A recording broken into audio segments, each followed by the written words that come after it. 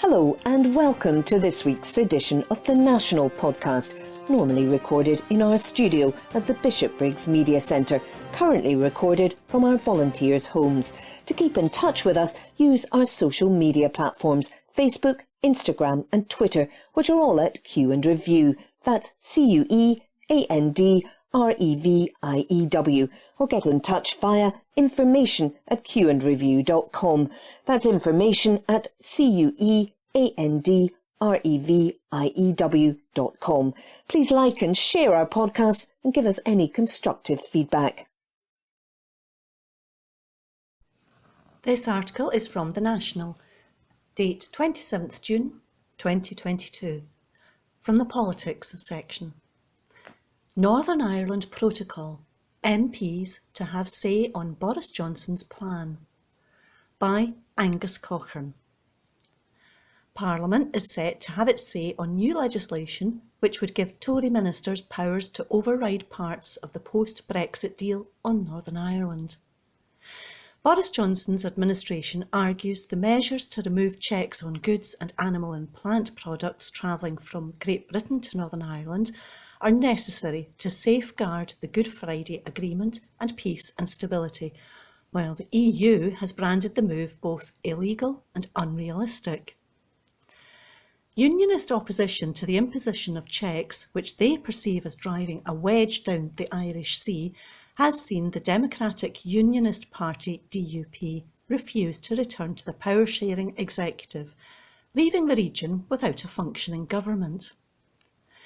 The UK has insisted that its unilateral approach is the only option left to resolve the issues baked into the protocol if the EU maintains its refusal fundamentally to rewrite the terms of the deal. But the move has sparked a fierce backlash from the bloc, with fresh legal action launched against Britain last week.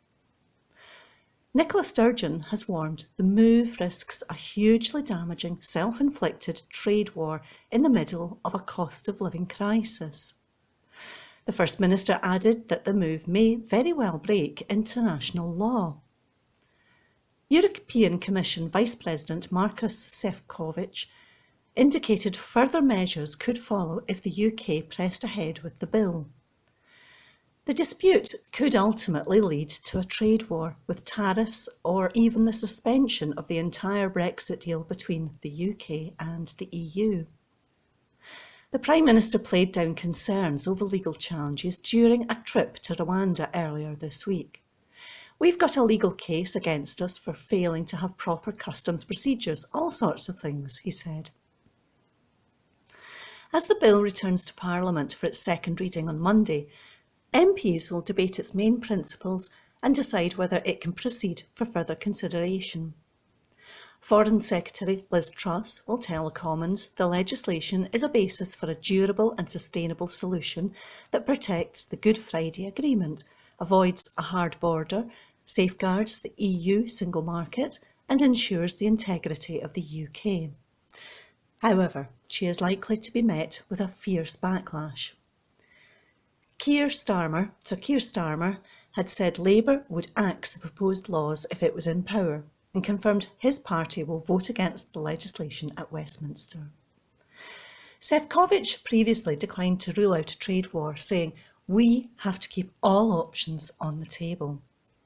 But he emphasised the EU's preference to find a negotiated solution to the problems caused by the protocol, lamenting the radio silence from London since February.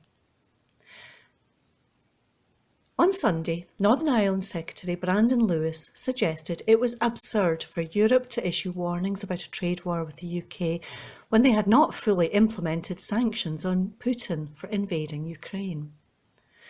What we're talking about is fixing here some of the issues in terms of the implementation of the protocol that is so detrimentally affecting Northern Ireland, he told Times Radio. The EU's ambassador to the UK, João Vale de Almeida, said the government is likely on a road to nowhere. Speaking to Sky's Sophie Ridge on Sunday about the bill, he said, "We are not dismissing what the UK has proposed, but we read it very carefully and to be very frank, we think it is both illegal and unrealistic." Alongside the second reading, the Government is launching a series of structured engagements with the business community to discuss and gather views on the Bill's implementation. The Foreign Office is hosting the first roundtable event on Monday, bringing together more than a dozen major UK businesses and representative groups, including the Northern Ireland Chamber of Commerce, ASDA, John Lewis, and the Dairy Council Northern Ireland. Truss said, "Our overriding priority is protecting the Belfast Good Friday Agreement, the bedrock of peace and stability in Northern Ireland. As it stands, the protocol is undermining this delicate balance." This legislation will fix the problems the protocol has created, ensuring that goods can flow freely within the UK, while avoiding a hard border and safeguarding the EU single market. A negotiated solution has been and remains our preference, but the EU continues to rule out the changing of the protocol itself, even though it is patently causing serious problems in Northern Ireland, which therefore means we are obliged to act. That article was by Angus Cochrane. This article is from The National, date 27th June 2022, from the Culture section. Scammers said to be preparing to target millions as travel pressures intensify. By Jane MacLeod. Scots have been warned to be vigilant as online scammers prepare to target millions of people, according to a report by police, security and banking experts. Fraudsters are focusing on holidays, tickets for major sporting and music events, using unsolicited emails to catch out web users, according to Police Scotland, the Scottish Business Resilience Centre and the Royal Bank of Scotland. The three organisations have released a new advice guide called The Little Book of Big Scams to help Scots avoid being hit by the latest swindles. It warns about the 19 common scams to look out for and gives Scots practical guidance on how to spot them and what to do if you or someone you know falls victim to one. It comes as online fraud and scams in Scotland soar, with an increase of 69% since 2011-12, statistics from the Scottish Government show. Assistant Chief Constable Gary Ritchie of Police Scotland said, "New scams are constantly emerging, so it is no wonder that we see businesses and individuals fall into a trap. Prevention and education are key, so this guide is packed full of practical advice.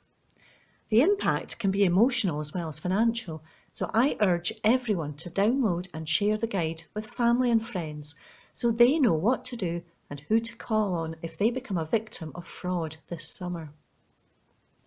The top three scams come as people look to book breaks away or events following the coronavirus lockdowns. Online scammers are exploiting the summer pressures facing the travel industry, coupled with the desire for Scots to seek a sunshine break. The advice book will help people recognise how to spot offers that are too good to be true and avoid travel services that do not exist, experts said. The guide also urges those seeking tickets to sports and music events to buy from official promoters, as swindlers look to capitalise on a range of big events over the summer months. Judy McCrory, Chief Executive of the SBRC, said, "The travel and tourism sectors are still recovering from the pandemic, evidenced by what we have seen recently with delays and cancellations due to staffing issues. Scammers seek to take advantage of would-be travellers who have been left high and dry and are seeking fast solutions. This guide gives people the tools to tackle these scammers head-on and so lead to fewer fraud victims."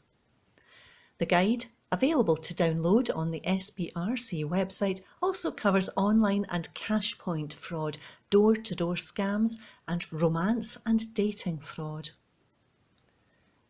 That article was by Jane MacLeod.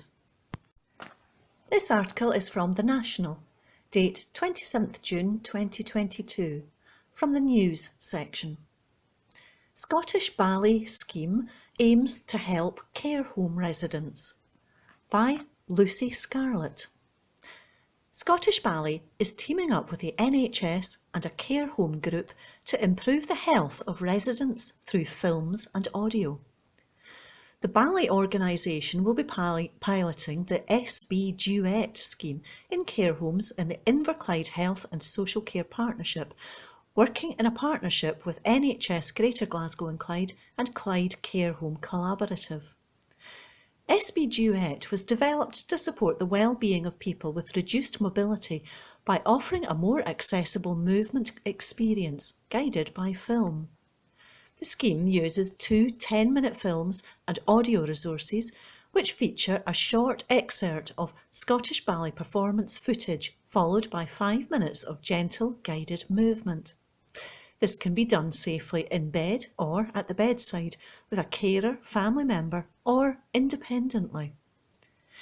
The SCHC is a new service dedicated to supporting staff, residents and families to enhance the quality of care in homes. It is based on the principles of bringing together all those involved in providing health and social care services to work towards a shared goal. The work of the collaborative will be guided by feedback from care home residents, families and staff. Lisa Sinclair, Senior Dance Health Manager at Scottish Ballet, said, "Scottish Ballet is delighted to be working with the Care Home Collaborative to bring SB Duet to care homes across NHS Greater Glasgow and Clyde. Our priority is to ensure that the resources are accessible, empower as many people as possible to feel connected, creative, and to take part in something that matters to them. Dance and movement have been shown to improve fitness, cognitive function, and the quality of life in care home residents." Scottish Ballet ran online neurological programmes during lockdown, with people joining from their beds all across Scotland. SB Duet will be made available in a range of accessible formats, including BSL, captioned, audio description, and can be translated into other languages. The resource will be piloted in 3 care homes in Inverclyde, and an external evaluation will be completed by researcher Emily Davis of the Royal Conservatoire of Scotland. That article was by Lucy Scarlett. This article is from The National, date 27th June 2022, from the News section. Scottish Government gives local councils power to run their own bus services. By Jane MacLeod. Local authorities have been given the power to run their own bus services, the Scottish Government has confirmed. Transport Minister Jenny Gilroth said the new powers secured through the Transport Scotland Act would be able to revitalise bus services to suit local communities. Section 34 of the Act gives local transport authorities power to run local bus services in a way they see fit. It was previously prohibited to do so under the Transport Act 1985, but Gilroth said the update will give councils the flexibility they had been asking for. Councils will not have to run services themselves and can instead opt for a partnership or franchise approach. Gilroth said the Act was designed to help make Scotland's transport network cleaner, smarter and more accessible than ever before. By giving local authorities the flexible tools they need to respond to their own transport challenges, we can deliver a more responsive and sustainable transport system for everyone in Scotland.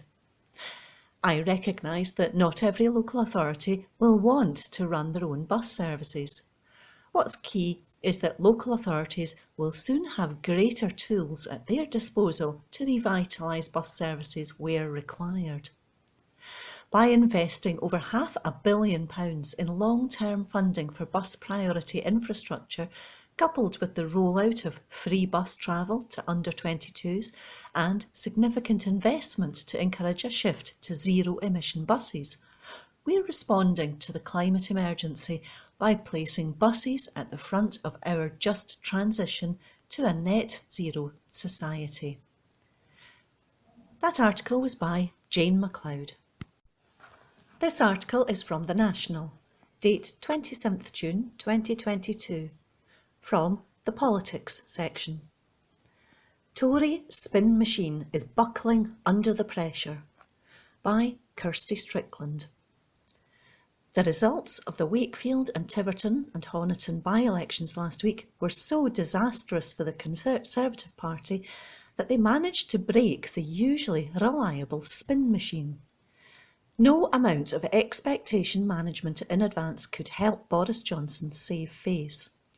In the aftermath, we heard deluded nonsense from Johnson loyalists that these losses were merely a result of mid-term blues.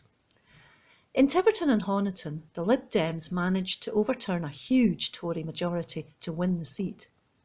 In his victory speech, the new Lib Dem MP Richard Ford said, "Tonight, the people of Tiverton and Honiton have spoken for Britain. They've sent a loud and clear message. It's time for Boris Johnson to go, and go now." In a move that heaped more pressure on the wounded Prime Minister, Conservative Party co-chair Oliver Dowden resigned, pointedly telling Johnson, "We cannot carry on with business as usual." At this point, the Conservative Party looks like a burning building. As the flames engulf it, Johnson sits drinking wine at the kitchen table, surrounded by cans of petrol. Nadine Dorries massages his shoulders and assures him that it's not his fault, and she will stay with him until the end.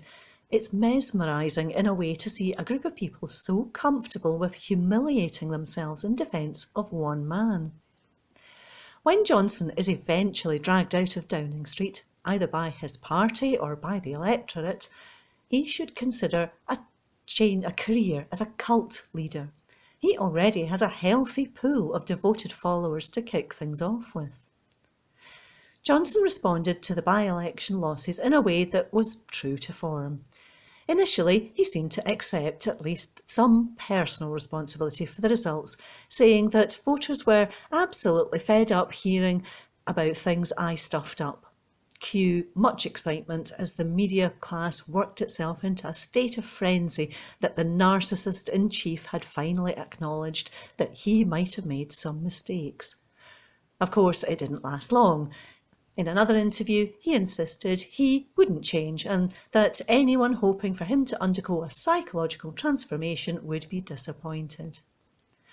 Then, yesterday's papers led on reports that Johnson is actively considering a third term in office. Some senior Tories criticised the Prime Minister for his delusional statement as reports intensified about plans to remove him. Under the rules of the Backbench 1922 committee, he technically should be safe from a challenge for another year. But those rules can be changed at any time.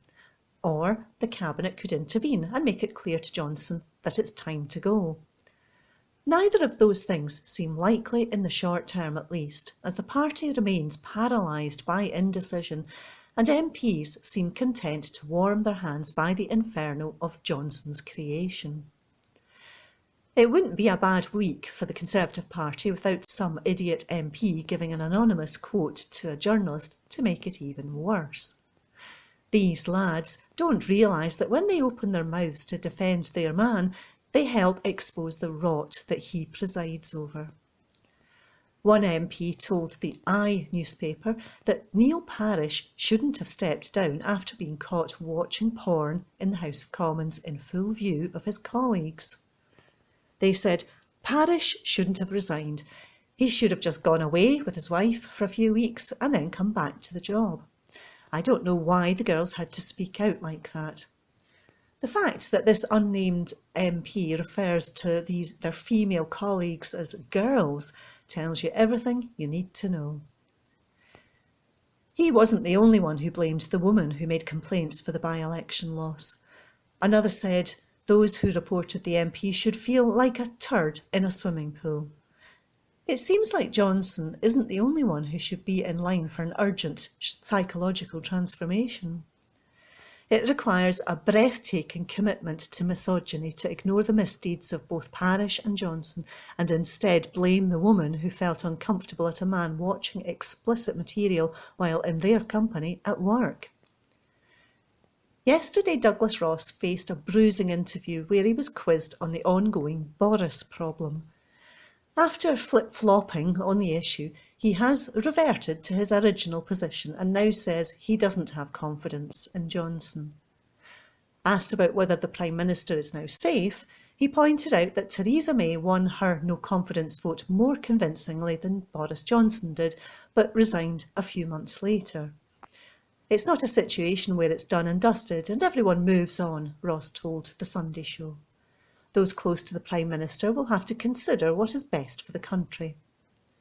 The problem for Douglas Ross and his colleagues is that the handling of the Partygate and its associated scandals has been so woeful that we're long past the point where voters are willing to write off Boris Johnson as a bad apple. They've let him fester so long that he's spoiled the whole barrel. The best thing for the country would be to throw out the lot of them. That article was by Kirsty Strickland. From The National, Monday the 27th of June 2022. From the comment section, Scotland needs urgent investment in criminal defence to uphold human rights, by Rhiannon Spear. I have been an SNP member for more than a decade, and, with the prospects of another independence referendum on the horizon, it is imperative we get the next year right. There has been a lot of discussion about train strikes over the last week, but do you know criminal defence solicitors have been taking industrial action for more than 9 months in Scotland? We are rightly seeing our SNP elected members up in arms about the UK government's Bill of Rights, which fundamentally reduces and takes away our human rights. There is something we should all be taking incredibly seriously. As Professor Leslie Thomas QC said, it is totalitarianism in broad daylight. Our human rights are essential to protecting standards of living in a modern functioning democracy, and will be ever more important as the cost of living crisis plunges even more people into poverty. However, in order to ensure that our human rights are upheld, it is imperative that anyone who needs access to a lawyer has it. Article 6 of the European Convention on Human Rights, ECHR, states that to uphold the right to a fair trial, there must be adequate time and facilities to prepare a person's defence. This is just no longer possible in Scotland after years of cuts and refusal to invest in the pillars of justice. There has been a great deal of talk recently about the imminent collapse of criminal defence in Scotland. Lindsay Barber took the decision to leave the profession and documented why in a video on YouTube. I want to say this was an extraordinary move, but it wasn't. People are leaving left, right and centre for all the reasons Lindsay stated. It is important that we speak out about this situation honestly. This is entirely the responsibility of the Scottish Government. It is a devolved issue. We have a Minister and Juror Minister with a portfolio directly responsible for the justice system in Scotland, and they are failing woefully.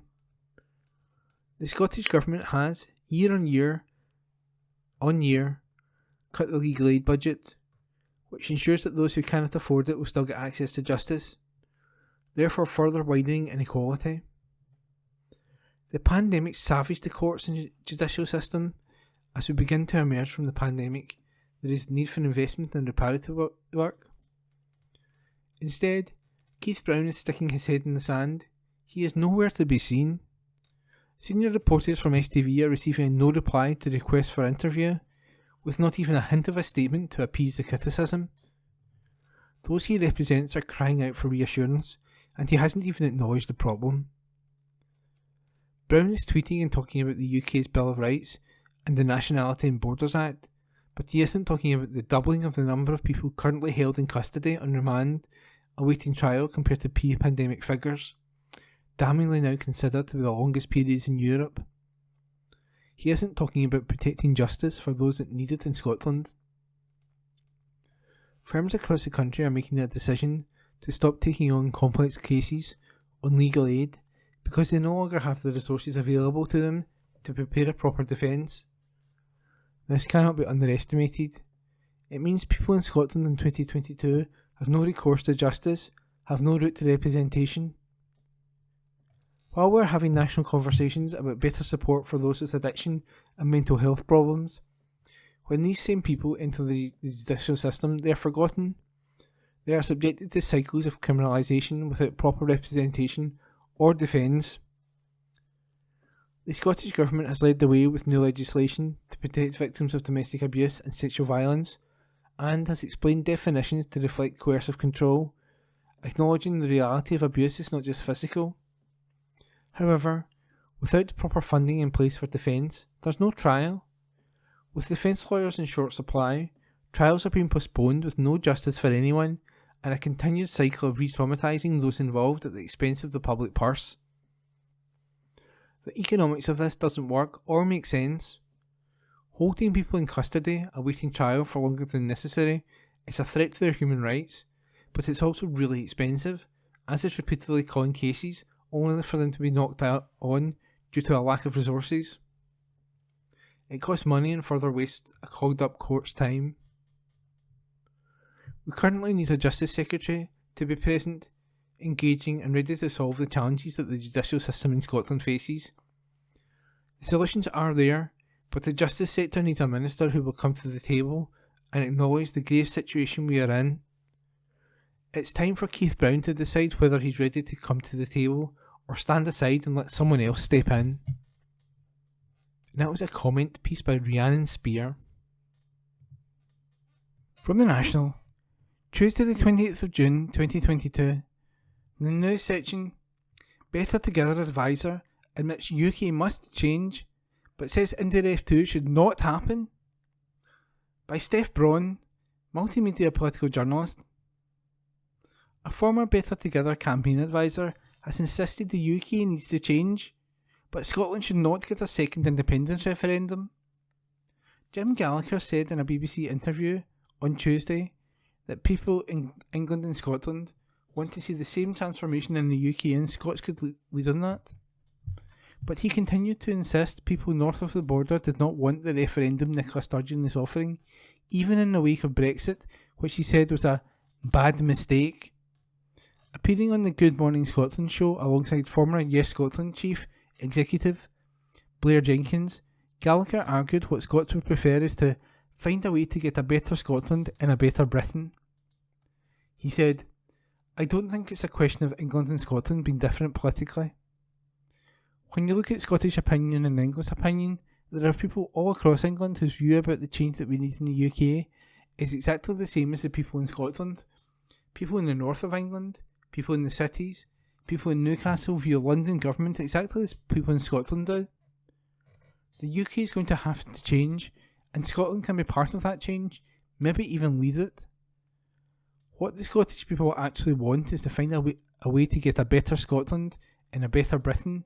They prefer a way of doing that to an independence referendum." Sturgeon is set to make an announcement about a route map to Indirect 2 in Holyrood at around 2:20pm on Tuesday. The UK government has consistently said it will not allow a second vote, so the Scottish government is having to look at other possible ways a legal referendum could be held.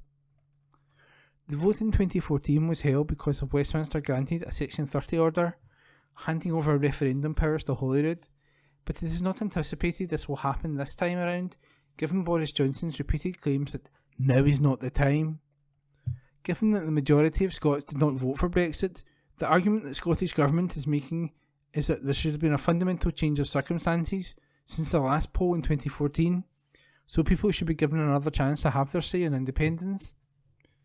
Gallagher said he did not agree with, but insisted a decision should not be made over Scotland's future purely in reaction to Johnson's rocky premiership. He said, "Brexit is a big thing and, in my view, it's a bad mistake. Sadly, we've got Brexit. I think that's what's going to happen over time. We will rebuild our relationship with Europe, though not under the present government. But remember, the present Prime Minister is on a sugary peg at the moment. I don't think we should make a decision about Scotland's future in reaction to Boris Johnson." Jenkins said it would be a huge mistake for the UK government to obstruct democracy in Scotland. He said he hopes the spotlight in Tuesday's announcement will remain on the fact that the Scottish Government has a democratic mandate to hold a vote, given the SNP won last year's election on a manifesto of holding one by a landslide. Jenkins said, I hope the focus remains very firmly on there's a clear democratic mandate for this. If the UK is serious about being a functioning democracy, then there must be another referendum. The mandate is unchallengeable. The spotlight has to remain firmly on Boris Johnson and the UK government. Are they Democrats or are they not? It would be a huge mistake for the UK government to obstruct democracy in Scotland. And that was an article by Steph Braun. From The National, Tuesday the 28th of June 2022. From the news section, Boris Johnson's stance on independence Kafkaesque, ex-UK government official says. Report by Angus Cochrane. The UK government's approach to Scottish independence is Kafkaesque, according to a former constitutional advisor who helped draw up the Edinburgh Agreement. On the day Nicola Sturgeon unveils her route map to a second independence referendum, Professor Ciaran Martin warned Westminster that its refusal to countenance another ballot could backfire. The former Cabinet Office Constitutional Director and a current Oxford University academic said any High Court victory for Boris Johnson over Indy 2 could prove to be Pyrrhic if it is shown there's a legally no union of equals. He also dubbed the UK's government's stance on the constitution highly unsatisfactory, but said it left Holyrood ministers short on options to achieve independence. Speaking to BBC Good Morning Scotland, GMS, Martin gave his thoughts on a potential court battle if the UK government continues to refuse a Section 30 order, which allowed for a legally watertight referendum in 2014. He explained, if the UK government wins, it might be something of a Pyrrhic victory, in that the court won't rule that it's too soon since the last referendum. That's not a point of law. It won't rule that the Scottish people, via opinion poll, say they're not interested in having a referendum. That's not a point of law. What's it's likely to rule, and it will depend on the wording, is that really the United Kingdom is a country that Scotland has no automatic right as a nation within it to leave unless the UK government says it can. So this idea of a union of equals actually has no standing in law, and that can be very difficult for the UK government even if it wins. If Westminster were to lose the court case, Martin warns there could be the sense the UK government has gone to court to overturn a democratic mandate. He added, so I think there are risks. However, the UK government is clearly taking the view that it's less risky than allowing a referendum on which it would be committed to act if there was a yes vote. The former UK government official argued if Westminster refused to agree to a vote during this parliamentary term, it should set it when it believes another vote would be appropriate. That is my view, but it's not their view. I think we're in a slightly Kafkaesque constitutional position at the moment. That independence question dominates Scottish politics, and people may tell opinion posters that they don't want another referendum. But when the election came last year, there were plenty of options to vote for parties that didn't want a referendum, and I don't think we should blame or be critical of the SNP for pursuing a referendum. Martin continued, the Westminster government position essentially appears to be, come back in 17 years or so. I'm not sure how sustainable it is to maintain a narrative that whilst the independence question dominates Scottish politics, while Scotland has a right, in principle, to become independent, there is going to be no discussions as to how and when that will be tested indefinitely, regardless of the results of Scottish elections. He deemed it to be a highly unsatisfactory situation, adding, I do think the Westminster government will have to move at some point, or indeed should think about moving at some point. Martin went on to address the possibility of unionists potentially boycotting a second independence referendum if it is held without Westminster's consent. He said a plebiscite is not a necessary step, pointing out that other countries have gained their independence through parliamentary elections, for instance. The constitution expert continued, so the point is the government of the United Kingdom willing to contemplate a process that might lead to independence? And at the moment the answer to that is no, and for as long as that's the case, there isn't much the Scottish government can do. It can protest, it can win elections, it can try and find ways of testing opinion via referendum, whether unionist parties participate in that or not. The critical point is, Will the UK government pledge to act on the outcome of that referendum? And for as long as the answer to that question is no, there's no way of achieving independence through negotiation, through any sort of peaceful, orderly transition to a new Scottish state, which is what the Scottish Government wants. So I think the boycott question is slightly irrelevant. The First Minister is setting out her route map to a second independence referendum on Tuesday. The Scottish Government has said it intends to hold a vote in October 2023. However, Boris Johnson has repeatedly ruled out approving a Section 30 order, with Tory ministers suggesting another vote should not be held for decades. Polling expert Professor John Curtis explained that it would be unthinkable for the Scottish Government not to pursue a second vote. He told GMS, "It is inconceivable that Nicola Sturgeon is not going to attempt to try to hold the independence referendum, given the character of the electorate voted for in May 2021, as it would have been for Boris Johnson not to have implemented Brexit, having gotten a majority in 2019, essentially off the back of those who had voted leave. Both Boris Johnson and Nicola Sturgeon are, in a sense, prisoners of the electorate that have got them into power. And what we're going to see played out in the coming weeks and months are those two contradictory mandates and two contradictory coalitions essentially engaging in a game of cat and mouse about whether and how any possible referendum might be held. As for the outcome of a referendum, Curtis said it was too close to call. The honest answer to that question is we do not know what the outcome of any referendum will be. He pointed out that in recent opinion polls, on average the no side has been slightly ahead, but he explained that ever since 2019 the polls have been roughly evenly split, aside from a period in late 2020 and early 2021 when the yes side was further ahead. Given the public opinion is close to 50-50, frankly, it's a lottery at the moment as to which side will emerge victorious at another referendum. And that report was by Angus Cochrane. From the National, Tuesday the 28th of June 2022, from the politics section, Nicola Sturgeon says will of Scots must prevail as she unveils IndyRef 2 plan. By Laura Webster, News and Features Editor. Scotland's democratic will must prevail, Nicola Sturgeon said, as she prepares to unveil her government's route map to a second independence referendum. Today the First Minister will present her plan for moving forward with IndyRef 2, while Westminster continues to resist the effort. Boris Johnson has repeatedly ruled out approving a Section 30 order, the transfer of powers which allowed the 2014 vote to go ahead. Despite this, Sturgeon has pledged to hold a fresh vote in Scotland's place in the Union by 2023, with her Constitution Secretary Angus Robertson floating October as the month that the referendum could take place. It has been reported that Sturgeon is considering holding a consultative referendum, as opposed to a legally binding one, in a bid to circumvent potential legal issues. In a statement to Holyrood from 2:20 p.m, which will be live streamed across the national social media accounts, Sturgeon will explain exactly how she intends to move away towards that vote without the UK government's cooperation. It marks the first follow-up statement to her first Scene Setter publication, released earlier this month, comparing Scotland and the Union to other small countries around Europe and exploring the UK's enduring structural problems.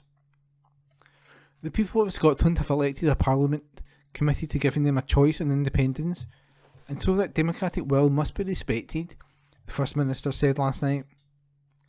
In Scotland, it is the people who are and have always been sovereign, and it is the people's will which must prevail. That may be an inconvenient truth for our political opponents, but it's a simple and unavoidable truth nonetheless.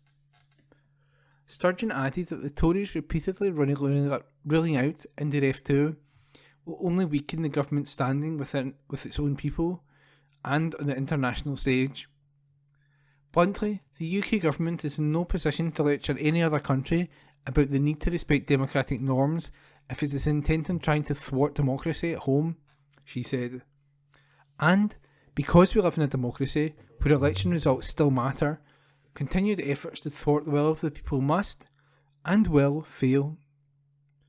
Members of the UK government have made their opposition to IndyRef 2 clear, with House of Commons leader Mark Spencer telling MPs that another vote should not be held until 2039 at the earliest. The Prime Minister has suggested that the next vote shouldn't happen until much later than that, flagging up 2055 as a potential date. Meanwhile, Scottish Tory leader Douglas Ross, who's both an MSP and MP, has been referring to a vote held without UK consent as a pretend referendum. Appearing on the BBC at the weekend, he refused to engage with questions on independence and insisted an IndyRef 2 not signed off by Westminster would be a waste of time. Last night, Sturgeon argued that these kind of arguments suggest that the UK is not a voluntary union and would have the opposite of the intended effect. The UK is either a partnership of consent or it is not a partnership worthy of the name, she said. Westminster rule over Scotland cannot be based on anything other than a consented, voluntary partnership. It is time to give people the democratic choice they have voted for, and then, with independence, to build a more prosperous, fairer country in a true partnership of equals between Scotland and our friends in the rest of the UK. Commenting ahead of the First Minister's statement to Parliament today, Scottish Greens co-leader Lorna Slater said, "Both the Scottish Green Party and the SNP committed, in their respective election manifestos, to holding a referendum in this parliamentary session. Our parties won more votes and more seats than the three unionist parties. The mandate to hold a referendum is crystal clear. The people will have their say. That mandate is fundamentally about democracy. The people of Scotland are sovereign. They alone get to decide how they are governed. It is my belief that with independence, we will build a fairer and greener Scotland. A Scotland that rejects the hostile environment, rejects climate catastrophe, and embraces an outward-looking approach to global affairs. I believe that when the people are given that choice next year, that's what they will vote for." And that was a piece by Laura Webster. Recorded from the National on the 28th of June 2022, from the Culture section. Recorded by Amy. Renovation gives major boost to the birthplace of Scotland's flag, by Ninian Wilson. Scotland's Flag Heritage Centre reopened on Tuesday following a £100,000 restoration to the building. The renovation is the first in a series of major improvements planned for the centre, which is housed in the 16th century Hepburn Ducat. This site is based in the East Lothian village of Athelstaneford, known as the birthplace of Scotland's flag, as legend has it that a white saltire appeared above an army of Picts and Scots that inspired them to victory against an army of Angles and Saxons. The successful restoration has secured the building for the future with extensive exterior repairs carried out by specialists using traditional techniques. And the restoration and renewal project will see a new accessible pathway with an interpretive timeline telling the history and adoption of Scotland's national flag from 834 AD to the present. Another new feature of the renovations is landscaping and engraved paving around the Saltire Memorial that tells the story of St Andrews and Scots societies across the globe. Megan Leishman, Grants Manager at Historic Environment Scotland, HES, said, HES are delighted to have been able to support the Scottish Flag Trust in their repair of the Hepburn Ducat and hope that many more people will be able to visit and enjoy this important national site for years to come.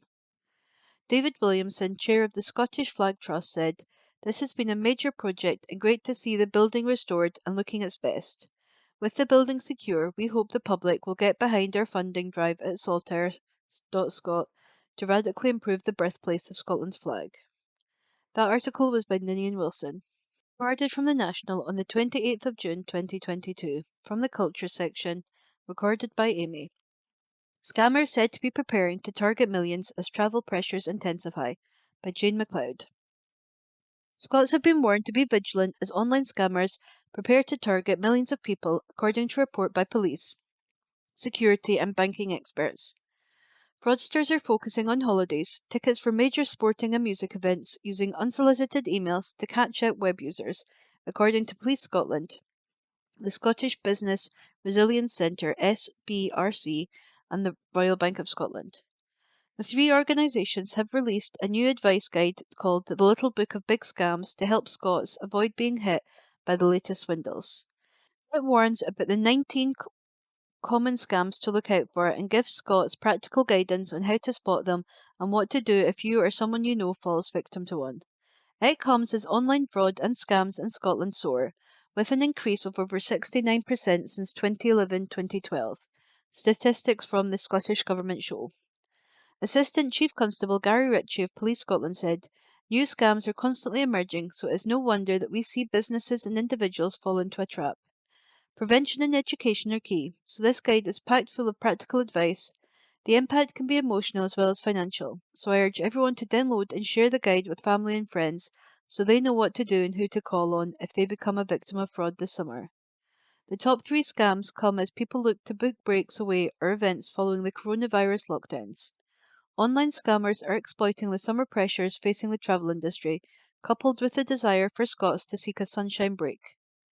The advice book will help people recognise how to spot offers that are too good to be true and avoid travel services that do not exist, experts said. The guide also urges those seeking tickets to sports and music events to buy from official promoters as swindlers look to capitalise on a range of big events over the summer months. Jude McCrory, Chief Executive of the SBRC, said, "The travel and tourism sectors are still recovering from the pandemic, evidenced by what we have seen recently with delays and cancellations due to staffing issues. Scammers seek to take advantage of would-be travellers who have been left high and dry and are seeking fast solutions.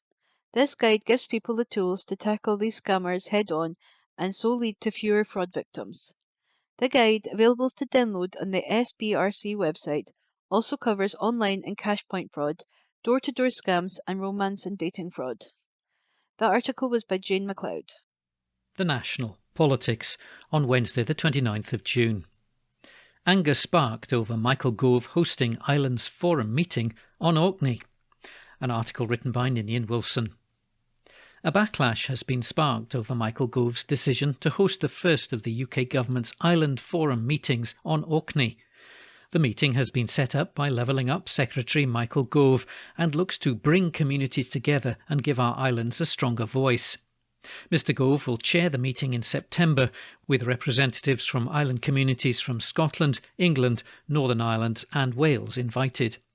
Devolved administrations will also be given a role in the forum, with ministers from Edinburgh, Cardiff and Belfast invited. However, the meeting has not been welcomed by Western Isles MP Angus MacNeill. Mr MacNeill has said it's cash that's required, not forums, and that Levelling Up investment pales in comparison to what was received from the EU. He commented, "Mr Gove is introducing an Islands Forum at a time when his Levelling Up Fund is delivering less than a third per year of what the European Rural Development Fund used to deliver. Before forums, we need the cash. Levelling Up is clearly not doing what it should be doing, therefore restore the money so any talking committee can have power." Mr Gove had previously prompted the ire of Scottish island communities when back in March his department removed Shetland from its map of its digital advert series. This came after the Scottish Government's 2018 ban on public bodies putting Shetland in a box on maps and moving it closer to the mainland, which reportedly annoyed locals. However, Mr Gove's department had removed Shetland from their ad completely. Commenting at the time of the gaffe, Emma Roddick, SNP MSP for the Highlands and Islands region, said they've completely ignored the Highlands and Islands in their Levelling Up scheme, which seems to be more about directing money into Tory marginals. Commenting on the September meeting, Mr Gove said, "Island communities contribute a huge amount to the UK and often face common challenges. Our new Islands Forum will bring communities together and give our islands a stronger voice. Whether it's the requirement for better transport connectivity or opportunities for economic development, I want to hear directly from island communities across the UK what they need to unlock their full potential. The UK government's goal is to unite and level up our whole United Kingdom, from Shetland to the Scilly Isles. This new forum will make sure that our islands are placed right at the heart of our Levelling Up mission." An article written by Ninian Wilson. The National News on Wednesday the 29th of June. Ferry disruption leads to all-time critical situation. An article written by Laura Webster, News and Features Editor. Disrupted and unreliable ferry services have caused an all-time critical situation, representatives of Scotland's island communities have told MSPs. The community representatives vented their fury over poor ferry provision and the appalling impact it has on island life. The Scottish Parliament's Net Zero, Energy and Transport Committee conducted an inquiry into ferry services yesterday morning. CalMac's ageing fleet of vessels have caused problems across the ferry network as they're withdrawn for maintenance or repairs. Sam Bourne, chairman of the Arran Ferry Action Group, said unreliable ferries had led to difficulties in accessing the mainland. He said, "It really can't be overstated how many and varied the impacts are." Mr Bourne said delays with the new ferries built at Ferguson are disastrous and cause knock-on effects for further ferry building. Gary McLean of the Isla Community Council Ferry Committee noted that the ferry Hebridean Isles was currently out of service due to an engine problem. He said, "If any cog breaks down, it has a disproportionate impact on everyone else. For us, it seems to be the ferries most often." Margaret Morrison, chair of the Harris Transport Forum, said islanders were at an impasse with CalMac. She said, "I've never seen such anxiety among the population. This has reached an all-time critical situation. I feel that the Western Isles are really at the point of almost extinction of our businesses." Joe Reid, chair of the Mull and Iona Ferry Committee, said the ferry service adds to the cost of life, it deteriorates the quality of life. An article written by Laura Webster. The National News on Wednesday the 29th of June. Major success as Scots Gaelic speakers double. An article written by Guy Stewart. The number of Scots who can speak some Gaelic has doubled from 15% in 2012 to 30%, the latest Scottish Social Attitudes Survey has found. Bord na Gaelic, the principal body in Scotland responsible for promoting Gaelic development, has hailed the survey as a major success for the language, with findings showing significant support and awareness throughout the country. More than half of the people, 56%, surveyed by Scottish Social Attitudes, would also like to see the number of Gaelic speakers increase. Young people, those with a greater knowledge of Gaelic, and those who've experienced greater exposure to the language were key to its growth. The survey shows that those who came in contact with Gaelic are more likely to hold positive views. More than half of those surveyed, 55%, believe that all children in Scotland between 5 and 15 should be taught Gaelic in school, a major rise from 38% in 2020. Mary McInnes, chair at Bord na Gaelic, said, "We welcome this latest report from the Scottish Social Attitudes Survey. These results are excellent news and show the widespread support for Gaelic, which bodes well for its future.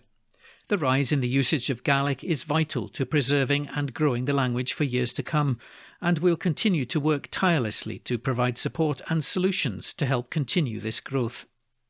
Education Minister Shirley-Ann Somerville said, "The rise in people speaking some Gaelic and support for its continued increase shows this government's commitment to promote and develop the language is having a meaningful impact." An article written by Guy Stewart. The National Politics on Wednesday the 29th of June. Malcolm Rifkind talks down Little Scotland. An article written by Ninian Wilson. A former Scotland secretary has belittled the country, saying it would be in a very lonely place after gaining independence.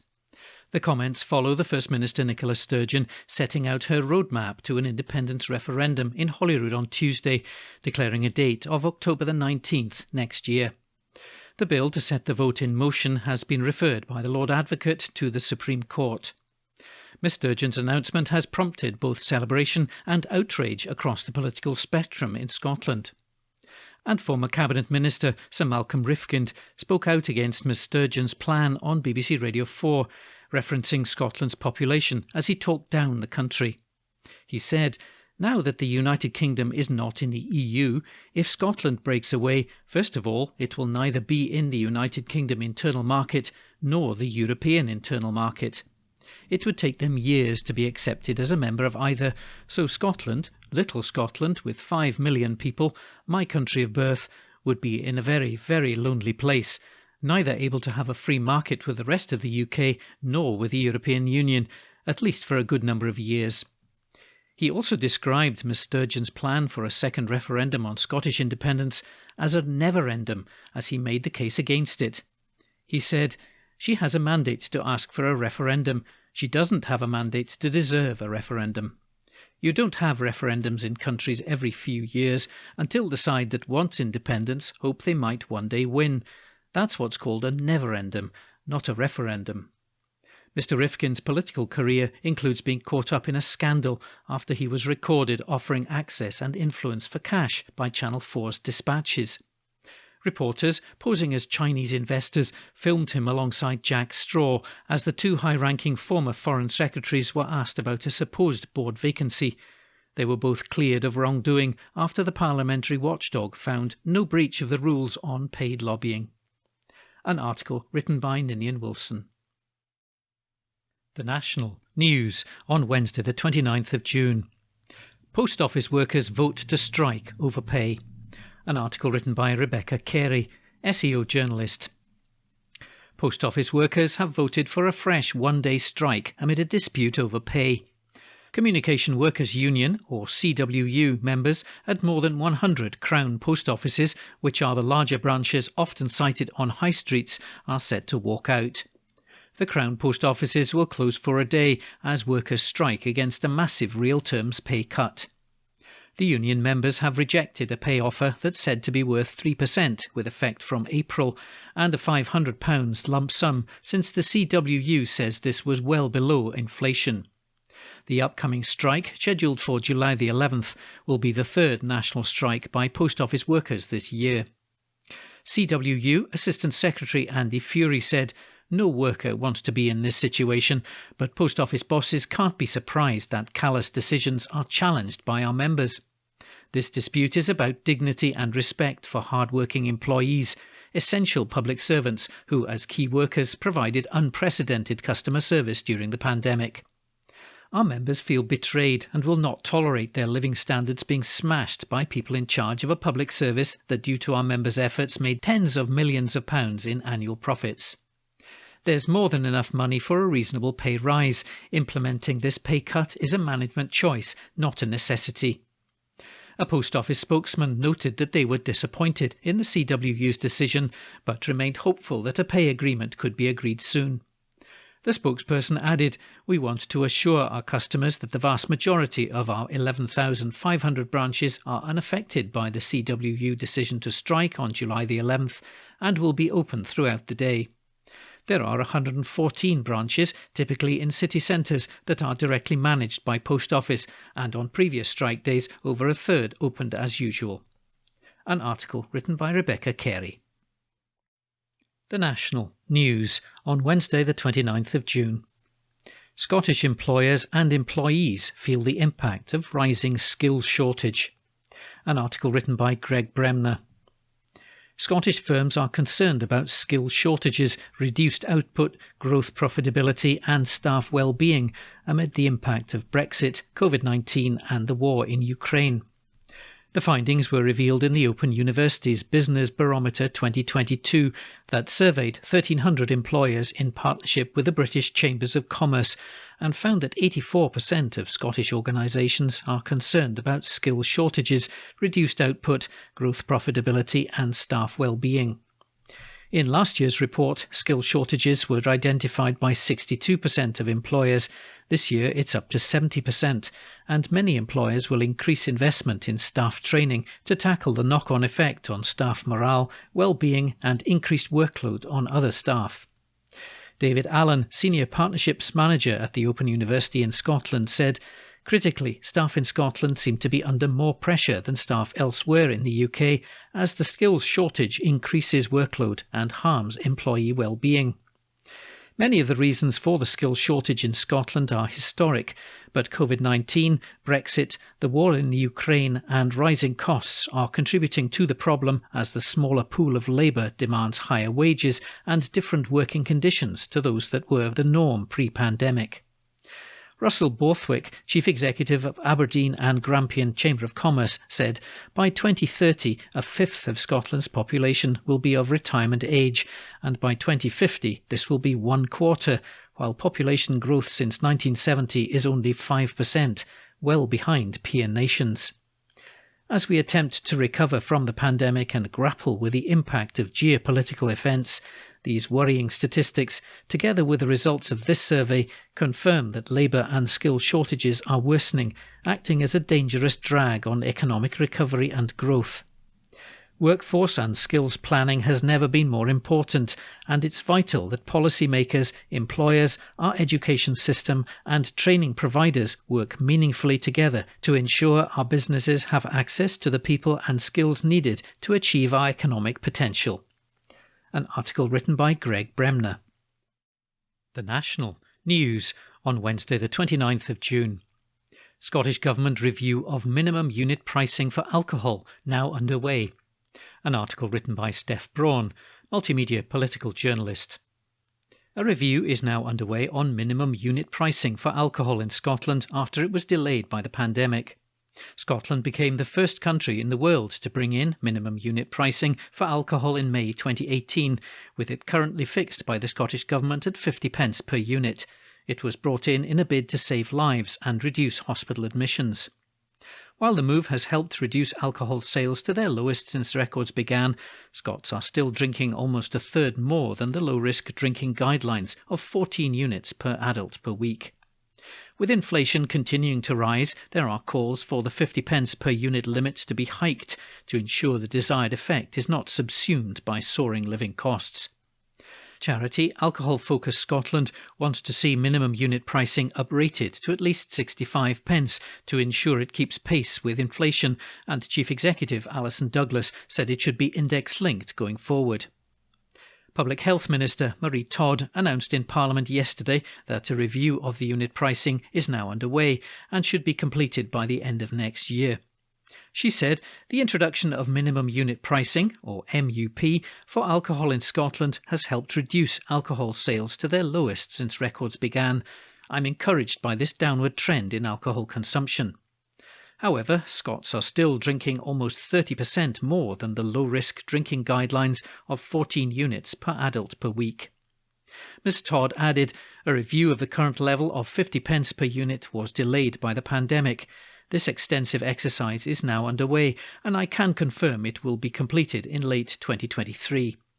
It's intended that any new price would come into effect from May 1st, 2024, subject to parliamentary scrutiny and approval. Research showing that sales of alcohol in Scotland fell by almost 8% after introduction of minimum pricing was hailed as powerful real-world evidence of the success of the policy last month. The research also found that alcohol sales in Scotland fell by 7.7% after the policy was brought in, when compared with the northeast of England. Wales, which introduced minimum pricing almost 2 years after Scotland in March last year, saw an 8.6% decrease in sales when compared with the west of England. The research, led by Newcastle University and published in The Lancet Public Health, found for both Scotland and Wales, reductions in overall purchases of alcohol were largely restricted to households that bought the most alcohol. It concluded that MUP is an effective alcohol policy option to reduce off-trade purchases of alcohol and should be widely considered. Ms Todd has also previously said she found the current levels of alcohol promotion deeply troubling and wants to reduce the attractiveness of booze. She said a consultation on a number of proposals to limit alcohol advertising in Scotland would take place in the autumn. However, key powers over television and radio remain in the hands of the UK government. An article written by Steph Braun. The National Politics on Wednesday the 29th of June. Scottish Government to be handed emergency COVID powers permanently. An article written by Gregor Young. Some emergency coronavirus powers are to become permanent in Scotland after MSPs passed legislation at Holyrood. The Coronavirus Recovery and Reform Scotland Bill was backed in Parliament by 66 votes to 52 on Tuesday night. The legislation will give the Scottish Government the ability to impose lockdown restrictions, allow court hearings to take place remotely, and restrict access to schools in the event of any future public health emergencies, with opposition MSPs branding it a power grab. John Swinney told the Chamber that in response to concerns expressed over the move, an explanation will be required as to why regulations would need to be introduced urgently and an expiry date set for instances where there is no time limit. So-called Henry VIII powers in the legislation will be subject to parliamentary approval, he added. The COVID Recovery Secretary said, in all of these changes, the government has been listening to the concerns expressed by the external stakeholders and by members of Parliament to ensure that we satisfy the objective of ensuring our statute book is updated to have the necessary powers to deal with the pandemic. Use of such powers will be undertaken with an appropriate level of scrutiny from MSPs, he said. Murdo Fraser of the Scottish Conservatives said there were aspects of the bill that his party would have been happy to support had they been brought forward in another form. But too much in this bill to us was simply not necessary at this stage, and it does represent a power grab on the part of Scottish ministers, he said. The COVID Recovery Committee heard in evidence at our consultation just how much concern there was from stakeholders over a lot of what was proposed in this legislation. The committee survey had nearly 4,000 responses, which I think may well be unprecedented, with as many as 90% of people who responded expressing concern about what is proposed in this bill. Mr Fraser said such feedback proved there is no broad consensus in support of the bill. Labour's Jackie Baillie complained that the legislation, which she branded a Frankenstein-like bill, will see powers handed over to government ministers. The Scottish Labour deputy leader added that concessions by the government to address concerns simply don't go far enough. Ms Baillie said the executive will still have far-reaching powers which will potentially lead to ministers making rushed, ad hoc decisions without the benefit of the appropriate level of scrutiny. This bill will not in and of itself lead to a better response to a future pandemic and would diminish scrutiny and accountability. Let's be clear as to what ministers are attempting to do today. They're wrapping up a plethora of issues into one Frankenstein-like bill, which is wholly unjustifiable. There are many individual provisions that Labour supports, but the government has deliberately wrapped all these up in a bill that hands sweeping powers to ministers. The Lib Dems also criticised the government's approach, with Beatrice Wishart describing it as an unprecedented and unsavoury power grab by the Scottish government. She said, with this legislation, the government is seeking to retain powers that they solemnly promised that they would return as soon as possible. An article written by Gregor Young. The National, June 30. Ian Blackford in feisty Indie Ref 2 row with Dominic Raab. Report by Angus Cochran. Ian Blackford has declared there is no case for the Union, as he insisted a referendum will take place next year. The SNP Westminster leader invited Deputy Prime Minister Dominic Raab, standing in for Boris Johnson at PMQs as he attends a NATO summit in Madrid, to present his argument for Scotland to stay in the Union. It comes after Nicola Sturgeon unveiled her route map to a second independence referendum, which she intends to hold on October 19, 2023, pending the result of a Supreme Court battle with the UK government. If that bid is rejected, she says the Scottish Government will consider the next general election a de facto independence referendum. A majority of votes for pro-yes parties would be considered a mandate to begin negotiations to leave the Union, according to Holyrood ministers. Insisting the referendum will go ahead next year, Blackford told the Commons, Scotland has already paid the price for not being independent. Westminster governments we did not vote for, imposing policies we do not support, breaking international law, dragging Scotland through the damaging Brexit we didn't vote for, and delivering deep austerity cuts. Contrast that with our European neighbours, who have greater income equality, lower poverty rates, and higher productivity. Why not Scotland? In the weeks and months ahead, we will make the positive case for independence. Will the opposition, if they can, make the case for continued Westminster rule? Rabb, seemingly taking a swipe at Blackford, began by saying, "It's always good to see him in his place." It came after calls for the SNP Westminster to resign over the Patrick Grady row. He told the SNP MP, "It's not the right time for another referendum. Given the challenges that we face as one UK, I think actually the people of Scotland want their two governments to work together, and we are keen, willing and enthusiastic to do so." In response, Blackford announced, "There is no case for the Union, as we've just heard from the Deputy Prime Minister. The harsh reality is that the Tories might fear democratic debate, but they don't have the right to block Scottish democracy." He pointed out that Scottish Tory leader Douglas Ross had told voters ahead of the 2021 Holyrood election that a vote for the SNP is a vote for Indy Ref 2. Blackford told MPs, "You won't often hear me say this, but I agree with him and so do the Scottish people. Scottish democracy will not be prisoner of any Prime Minister in this place." So why is the UK government scared of democracy? Or is it simply because they have run out of ideas to defend the failing Westminster system? Rabb again refused to give credence to the notion of a second referendum. The Justice Secretary said, "I think he's rather airbrushing history with that long soliloquy."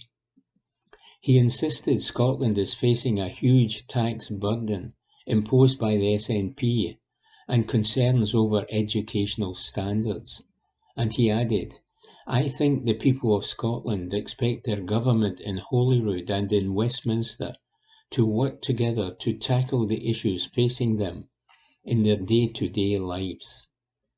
Report by Angus Cochrane. The National, June 30.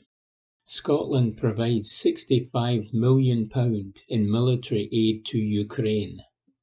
Report by Laura Webster. The Scottish Government has pledged £65 million to the war effort in Ukraine. The contribution will make up part of the £1 billion in funding the UK Government is providing to the Ukrainian military for equipment including air defence systems and kit for soldiers. It follows the £4 million in financial aid sent to Ukraine by the Scottish Government for humanitarian assistance and a further £3 million for medical supplies. Finance Secretary Kate Forbes said the Scottish Government condemns Russia's unprovoked illegal invasion of Ukraine. And she added, "Scotland stands for democracy, human rights and the rule of law at home and abroad. We have become a place of refuge and sanctuary for displaced people from Ukraine and have done all we can to get help for those fleeing the country to escape the violence. This further funding is to assist Ukrainian armed forces to fight Russian aggression and the unspeakable brutality being perpetrated. We have agreed to provide funding on this occasion, given the clear need to maximise the international effort to support Ukraine. However, we are clear that this must not be seen as any kind of precedent which leads to devolved budgets being used to help pay for clearly reserved policy areas. The UK's new funding is a significant increase on the £1.3 billion of military assistance already provided, with Boris Johnson claiming British support was transforming Ukraine's defences against the Russian onslaught. Liz Truss said it was the government's absolute priority to help Ukraine win the war. The promise of extra military support comes after Ukraine's President Volodymyr Zelensky urged NATO leaders to do more to help his country resist Putin's invasion. At the NATO summit in Madrid, which ends today, the UK promised funding for capabilities including air defence systems, the drones, and the electronic warfare equipment. The Foreign Secretary said, "I've not met Vladimir Putin. I don't know the motivation for carrying out this appalling war. All I know is that we have to make it our absolute priority to stop this war and to push Vladimir Putin and the Russian troops out of Ukraine." The UK is counting its support for Ukraine within its defence spending, taking its commitment to around 2.3% of gross domestic product. Johnson told reporters in Madrid on Wednesday that the UK has massively increased its defence budget. The Prime Minister said, "I think when you look at what the UK is doing right now, we're having a bigger defence budget. It's been increased massively, the biggest increase since the end of the Cold War, £24 billion more. In 2021, we were the third biggest defence spender in the world. Actually, today, we're at 2.3% of gross domestic product. So we're above the 2% commitment already. And if you look at the commitments the UK is making, whether it's to the Future Combat Aircraft System or to the submarine partnership with Australia and America, these are long-term spending commitments. What we are trying to do today here in NATO, in addition to everything else, is get our partners to recognise that everybody wants to step up to the plate, and they are. And you've seen the massive commitments by the Germans, increased expenditure around the table. The level of spending on defence has been the source of a row between Number 10 and the military, with calls for extra funding for UK forces to meet increased demands as a result of the instability caused by Russia's actions. Defence Secretary Ben Wallace told reporters in Madrid, "To be fair, Number 10 does say, if you include the extra Ukrainian spend, they have put a sort of caveat to that, because of course it isn't core defence spending. I mean, it is not my core budget. It doesn't buy me any more planes, tanks or ships. It is obliquely helping Britain's defence, because we are helping Ukraine." Shadow Defence Secretary John Healey said plans to cut the size of the British Army to 73,000 troops should be abandoned because of the war. And he said, "With threats increasing, the government risks leaving our armed forces without the equipment and troops they need to fight and fulfil our NATO obligations." Report by Laura Webster. The National, June 30. Edinburgh Labour suspend 2 councillors over their opposition to a Tory deal. Report by Hamish Morrison. 2 Scottish Labour councillors who defied orders to back a grubby deal with the Tories to keep the SNP out of power have been suspended from the party. Ross Mackenzie and Katrina Facenda have been temporarily excluded from Edinburgh Labour for rejecting the deal with Conservative and Lib Dem councillors. The SNP said the move shows Anas Sarwar's opposition to the Tories is complete dribble. Group leader Cammy Day struck a deal with the Tories and Lib Dems to keep Labour in power in the capital by installing some of their councillors in positions of power instead of bargaining with his former coalition partners, the SNP. We reported previously how Labour secured a minority administration in Edinburgh, despite having only 13 councillors to the SNP's 19, and how more Lib Dems voted for Day's group than his own councillors, because of Mackenzie and Facenda's abstentions. The Tories came in last place in the city with just 9 councillors, down by 50% on their 2017 result, but were awarded paid roles on the council in exchange for supporting Labour. Mackenzie and Facenda have been suspended for 8 weeks, meaning they will be excluded from group meetings and activities during this period and will be forced to temporarily move offices. The Edinburgh Evening News reports Day as saying, "It is disappointing the 2 members chose to break the group whip, which is how we're all elected and abide by democratic decisions. The internal process has been finalised, and the group's decision is to suspend them for 8 weeks with immediate effect."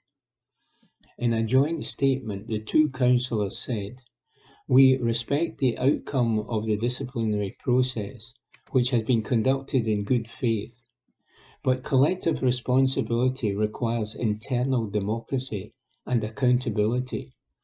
We will continue to fight for a Labour Party that respects the views of its members and affiliates. It's now up to those in leadership positions to show how this Labour minority administration can make a positive difference."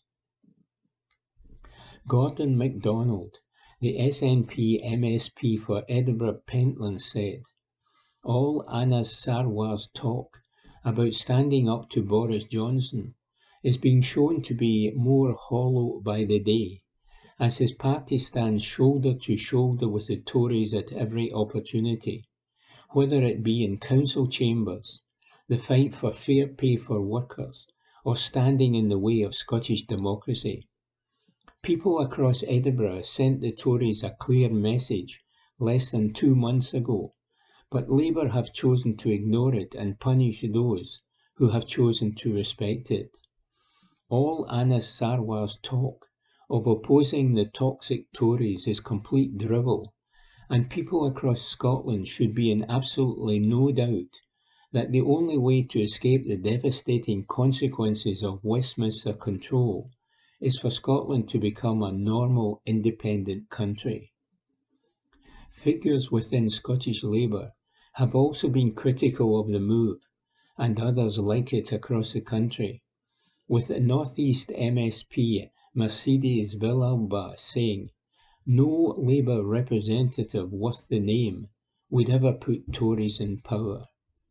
Scottish Labour have been approached for comment. Report by Hamish Morrison. The National, June 30. Scottish Independence. Yes and no sides neck and neck. Poll finds. Report by Angus Cochrane. Yes and no are practically neck and neck as the Scottish Government gears up for a referendum in 2023. However, the Savanta Comres poll for the Scotsman found a majority of voters are opposed to holding the ballot next year. Nicola Sturgeon announced plans this week for a second vote on the issue on October 19, 2023. With the UK government refusing to grant consent for such a ballot to be held, the First Minister is asking the UK Supreme Court judges to rule if Holyrood can hold a referendum without the backing of Westminster. If the court rules the ballot cannot take place, the next Westminster election will be considered by the Scottish Government to be a de facto referendum on Scotland's place in the UK. Some 44% of those questioned by Savanta Comres support independence, while 46% are opposed, both down 1% from a survey last month, while 10% were undecided, which was up 3 percentage points. When undecided voters were removed, 49% said they would vote yes, while 51% said they would vote no, which was unchanged. Savanta Comres Associate Director Chris Hopkins told the Scotsman that the results on the question of whether Scotland should be an independent country are practically neck and neck. He said, support for a second independence referendum without a Section 30 is driven by those in the yes camp. Opposition comes almost wholly from the no camp. 4 in 5 yes voters say the case for independence is stronger now than in 2014. A majority of no voters say it's weaker now. The battle lines that were drawn in 2014 are all too familiar, and Nicola Sturgeon's defiance to hold a referendum at almost any cost just deepens this divide. The polling firm interviewed 1,029 Scottish adults aged 16 or over online between June 23 and 28. They were also asked about their Westminster voting intentions. It comes as Holyrood ministers say, in the event of the next general election being considered a de facto referendum, pro-independence parties would have to win more than 50% of the popular vote to secure a mandate to begin negotiations to leave the Union. Some 45% of respondents said they would back the SNP, no change from the 2019 general election. A further 25%, plus 6, opted for Labour, while Conservative support plummeted by 7 points to 18%. The Lib Dems were backed by 8%, minus 2. At the 2019 general election, while the SNP won 45% of the votes cast in Scotland, the pro-independence Greens also won a further 1%. In their best ever UK election showing in 2015, the SNP won 50% of Scottish votes. Report by Angus Cochrane. And that was this week's The National Podcast, normally recorded in our studio at the Bishopbriggs Media Centre, currently recorded from our volunteers' homes with the publisher's kind permission. Thanks for listening.